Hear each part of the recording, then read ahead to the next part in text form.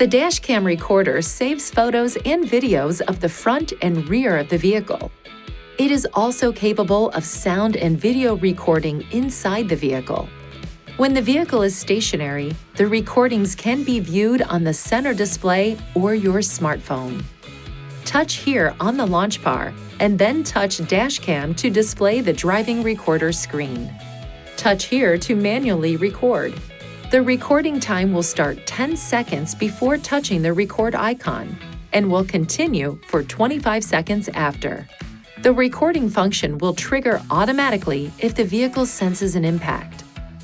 Touch here to save the image shown on the main camera screen as a still image, and touch here to view or delete recorded files. Touch here to switch between the inside and outside cameras.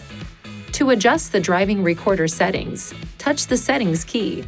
Then select the item you wish to adjust. The SD card slot is located here under the front center console. Apps for the system can be downloaded from Google Play or the App Store. See your owner's manual for Wi-Fi and password information. Please see your owner's manual for important safety information, system limitations, and additional operating and feature information.